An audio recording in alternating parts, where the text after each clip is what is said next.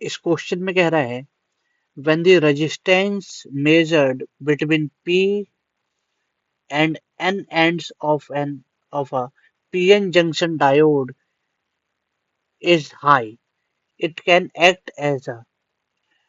अब देखो, resistance high है तो वो एक्ट करेगा लाइक ओपन सर्किट, ठीक ना, ओपन सर्किट की तरह काम करेगा। तो जैसे मान के चलो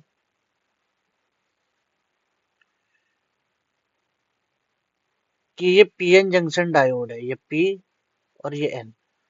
तो इसके पीएन जंक्शन के पास क्या बनता है, डिप्लीशन रीजन, ठीक ना। ये क्या है, ये क्या है, डिप्लीशन रीजन। अब इसे अगर मैं डीसी सोर्स से जोड़ता हूँ, बहुत हाई रेजिस्टेंस है इसकी, ठीक है, इसे मैंने डीसी सोर्स से जोड़ा तो हाई रेजिस्टेंस हो जाती है रिवर्स बाइस में, ऐसा मान लो, ठीक है। मान लो क्या, रिवर्स बाइस में ही रेजिस्टेंस हाई होती है, ये हो गया। तो रिवर्स बाइस में ये जो डिप्लीशन रीजन है इसकी विड्थ और ज्यादा बढ़ जाती है और इसकी रेजिस्टेंस बहुत ज्यादा बढ़ जाएगी और इस सर्किट का जो करंट है वो कितनी हो जाएगी, जीरो। अब सर्किट में करंट जीरो कब होती है, एट, अरे यार ये कैसे हो गया चमत्कार, एक मिनट इसे बैक कर लेते हैं ना।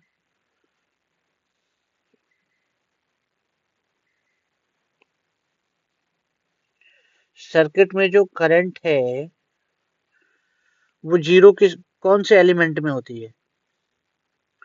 अब आंसर ये मत दे देना स्विच, स्विच में एकदम ही बंद ही कर दो, करंट ही नहीं फ्लो करेगी। स्विच तब होगी जब हमारा मन हो कि करंट फ्लो करे तो हम करा सके, हमारा मन हो कि बंद हो जाए, ना करे। तो इस तरह से मतलब काम करता तो होता, ठीक है ना। तो स्विच नहीं होगा इसका आंसर। और इंडक्टर क्या होता है, इंडक्टर इन्फिनिटी पे, मतलब जैसे जैसे टाइम बढ़ेगा तो करंट उसमें बढ़ती जाती है, बढ़ती जाती है। तो इंडक्टर भी पॉसिबल नहीं है और ना ही रजिस्टर। इसका आंसर होगा कैपेसिटर। क्लियर, क्योंकि कैपेसिटर एक ऐसा एलिमेंट है जो कि टाइम बढ़ने के साथ साथ एक टाइम के बाद वो ओपन सर्किट की तरह काम करने लग जाता है। कैसे काम करने लग जाता है, ओपन सर्किट की तरह। और उसकी सर्किट में करंट कितनी हो जाती है, जीरो।